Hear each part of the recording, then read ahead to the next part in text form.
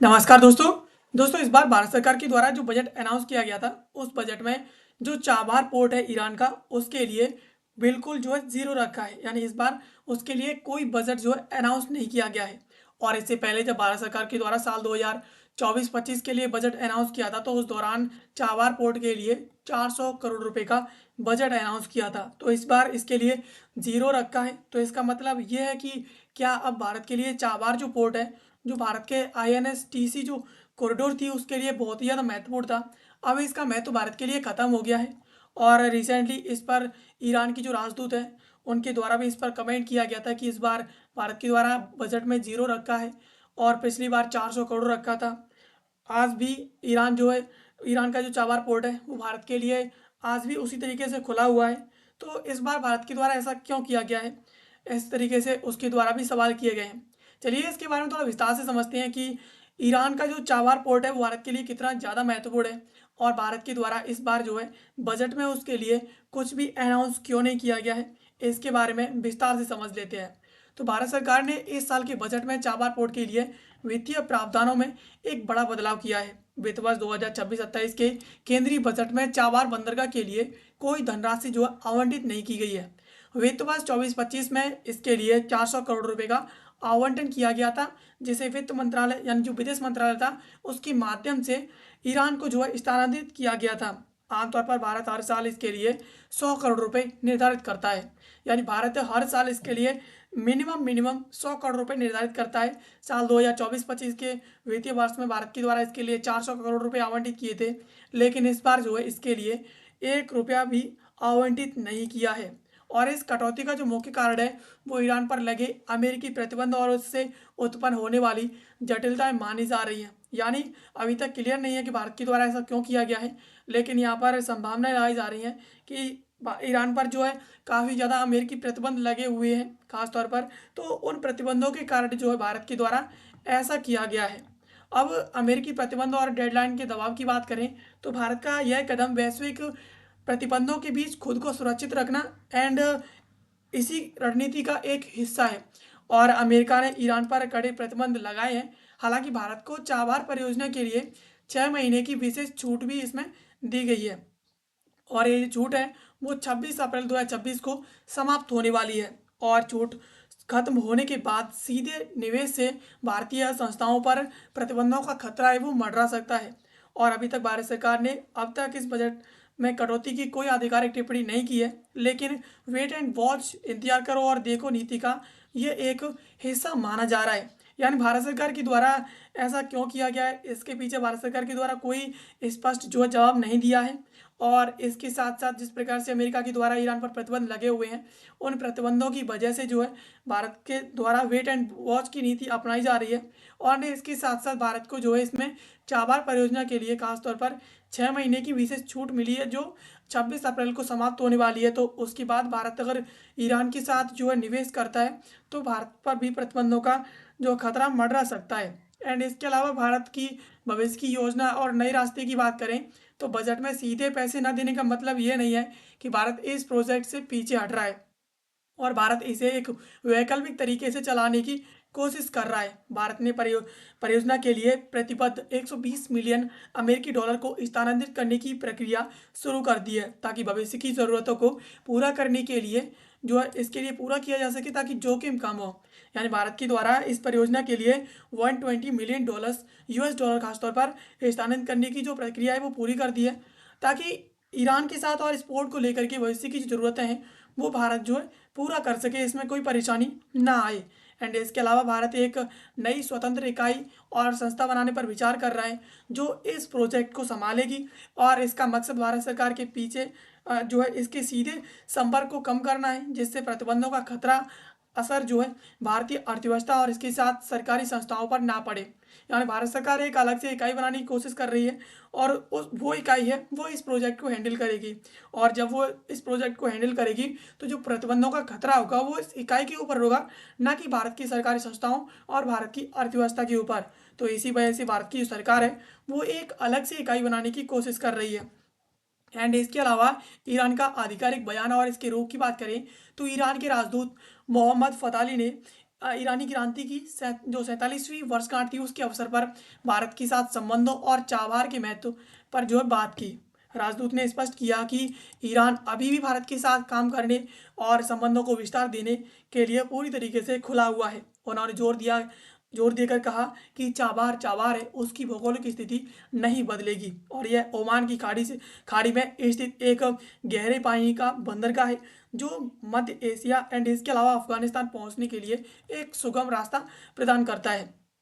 यानी जो मोहम्मद फताली थे उन्होंने ईरान की 47वीं वर्षगांठ पर चाबहार के महत्व पर भारत के साथ टिप्पणी की और उनके द्वारा बताया गया कि ईरान जो है लगातार चाबहार को लेकर के भारत के साथ पूरी तरीके से खुला हुआ है और वो संबंधों को विस्तार देने की कोशिश कर रहा है। एंड इसके अलावा उन्होंने कहा कि चाबहार की स्थिति इतनी ज़्यादा महत्वपूर्ण है कि वो लगातार भारत को मध्य एशिया और अफगानिस्तान की पहुंच प्रदान करता है। इसकी भौगोलिक स्थिति भी भारत के लिए काफ़ी ज़्यादा महत्वपूर्ण है। एंड इसके अलावा फताली ने उम्मीद जताई कि भविष्य में भारत सरकार इस स्थिति को बेहतर तरीके से मैनेज कर लेगी। उन्होंने कहा कि अभी तक उन्होंने भारतीय पक्ष से इस कटौती पर कोई टिप्पणी नहीं मिली है। यानी जब भारत सरकार के द्वारा इस बजट में जो कटौती की गई है उस कटौती के ऊपर भारत सरकार के द्वारा अभी तक कोई टिप्पणी नहीं की है और इसी वजह से उनके द्वारा ये टिप्पणी की गई थी, ऐसा इनके द्वारा रिसेंटली जो अपने वर्षगांठ के बयान में कहा गया है। एंड इसके अलावा चाबहार बंदरगाह का रणनीतिक महत्व की बात करें कि भारत के लिए कितना ज़्यादा महत्वपूर्ण है, तो चाबहार परियोजना भारत के लिए सिर्फ एक बंदरगाह नहीं बल्कि एक गेम चेंजर है। यह बंदरगाह भारत को पाकिस्तान से गुजरे बिना सीधे अफगानिस्तान और इसके अलावा मध्य एशिया तक पहुंच प्रदान करता है। यह international north south transport corridor यानी INS जो TC है भारत का, उसके लिए काफ़ी ज़्यादा जो है महत्वपूर्ण है। एंड इसके अलावा यह चीन द्वारा विकसित किए जा रहे पाकिस्तान के ग्वादर बंदरगाह का भी एक रणनीतिक जवाब माना जा रहा है। यानी जो चाबहार पोर्ट है वो भारत के लिए बहुत ही ज़्यादा महत्वपूर्ण है। ये पाकिस्तान से गुजरे बिना भारत को अफगानिस्तान मध्य एशिया तक पहुंचा देता है और इसके अलावा भारत का जो INS TC है वो भी कहीं ना कहीं उसके लिए भी ये बहुत ही ज़्यादा महत्वपूर्ण है। जो चीन और पाकिस्तान मिलकर के जो BRI जो विकसित कर रहे हैं तो उसका भी एक रणनीतिक जवाब है। इसके अलावा ये जो भारत के द्वारा विकसित किया गया है वो INSTC रूट है जो कि ब्लू कलर का आपको दिखाई दे रहा होगा ऐसे करके इस तरीके से। तो ये भारत का INSTC है जो भारत रूस और इसके द्वारा ईरान के साथ मिलकर के बनाया गया था। और इसके अलावा जो स्टैंडर्ड जो रूट लाइन है वो इस तरीके से होती हुई आ रही है जो कि लगातार जो गल्फ की खाड़ी है उधर से होकर के जाती है सुएज नहर से होते हुए। एंड इसके अलावा जो मैरीटाइम जो सिल्क रोड है वो इस तरीके से ब्लैक कलर का जुड़ा हुआ है। एंड इसके अलावा जो चाइना पाकिस्तान इकोनॉमिक कॉरिडोर है वो यहाँ पर कासगढ़ इस्लामाबाद और इसके अलावा ग्वादर तक पाकिस्तान में होते हुए चाइना से पाकिस्तान तक गई है। तो इस प्रकार से भारत का ये जो ब्लू कलर का जो INSTC रूट है वो भारत के लिए और इस ग्वादर पोर्ट से होते हुए जाने के लिए बहुत ही ज़्यादा महत्वपूर्ण है। तो भारत ऐसा बिल्कुल भी नहीं करेगा कि ग्वादर को छोड़े, बिकॉज ग्वादर भारत के लिए रणनीतिक और जियोग्राफिकल दृष्टिकोण से काफ़ी ज़्यादा महत्वपूर्ण है। अब इसके अलावा जो INSTC रूट है उसकी बात करें कि यह क्या चीज़ है, तो यह 720 किलोमीटर लंबा एक मल्टी मॉडल ट्रांसपोर्ट नेटवर्क है। और मल्टी मॉडल का मतलब है कि इसमें इस माल को एक तरीके से नहीं बल्कि जहाज इसके अलावा सड़क और रेल के संयोजन से एक जगह से दूसरी जगह ट्रांसफ़र किया जा सकता है। इसकी जो नींव है वो 2000 में भारत रूस और इसके अलावा ईरान ने रखी थी। और हिंद महासागर इंडियन ओशियन इसके अलावा फारस की खाड़ी यानी पर्शियन गल्फ को एंड इसके अलावा कैस्पियन सागर और के रास्ते को रूस और इसके अलावा उत्तरी यूरोप से जोड़ना है। यानी INSTC से होते हुए INSTC जो रूट है उस रूट से जो है भारत यहाँ पर हिंद महासागर से सीधा कैस्पियन सागर इसके अलावा फारस की खाड़ी और रूस और उत्तरी यूरोप तक भारत आसानी से अपना जो है ट्रेड कर सकता है। तो इससे कहीं ना कहीं INSTC भारत के लिए काफ़ी ज़्यादा महत्वपूर्ण है। अब इसके रणनीतिक महत्व की बात करें तो भारत के लिए INSTC सिर्फ व्यापारिक मार्ग नहीं बल्कि कूटनीतिक जीत है। और इसके अलावा पारंपरिक सुएज नहर यानी जो सुएज कैनल है वो उसके रास्ते की तुलना में INSTC से माल भेजने में 40% समय जो कम लगता है। 40% से 30% तक समय की जो लागत भी कम लगती है। तो यहाँ पर भारत के लिए INSTC बहुत ही ज़्यादा महत्वपूर्ण है। अब इसके उदाहरण की बात करें, एक उदाहरण से समझें तो मुंबई से मॉस्को तक पहुँचने में सुएज नहर से तकरीबन जो है 40 दिन लगते हैं। एंड इसके अलावा अगर INSTC से माल भेजा जाए तो ये करीबन 20 से 25 डेज के अंदर पहुंच जाता है। तो इसमें काफ़ी ज़्यादा अंतर है। इसके अलावा भारत को अफगानिस्तान, मध्य एशिया या सेंट्रल एशिया तक पहुंचने के लिए अब पाकिस्तान के रास्ते जो है निर्भर नहीं रहना पड़ता है। यानी भारत चाबार पोर्ट के थ्रू जो है अफगानिस्तान, मध्य एशिया तक आसानी से पहुंच जाता है। पहुंच जो है चाबार पोर्ट की वजह से ही है और पाकिस्तान पर भारत को डिपेंड रहने की ज़रूरत नहीं पड़ती है। इसके अलावा यह चीन की जो one belt and road initiative BRI है उसका एक रणनीतिक जवाब है, जिससे भारत मध्य एशिया में अपनी पकड़ मजबूत रख सकता है और यूक्रेन युद्ध के बाद रूस के साथ बढ़ता व्यापार यानी खासतौर पर तेल और उर्वरक इस रूट को भी बहुत ही ज़्यादा महत्वपूर्ण बनाता है। यानी ये जो रूट है INSTC वो कहीं ना कहीं जो चाइना का और पाकिस्तान का जो BRI है उसका एक रणनीतिक तौर पर बहुत बड़ा जवाब है। इसके अलावा ये जो रूट है वो यूक्रेन युद्ध के बाद रूस के साथ भारत का जो व्यापार बढ़ रहा है तेल और उर्वरक को लेकर के भारत लगातार आदान प्रदान कर रहा है, तो वो चीज़ों उस चीज़ों के लिए भी रूट जो है काफ़ी ज़्यादा महत्वपूर्ण है। इसके अलावा इस रूट के जो संस्थापक हैं वो खासतौर पर 3 देश हैं, इसमें भारत, ईरान और रूस है।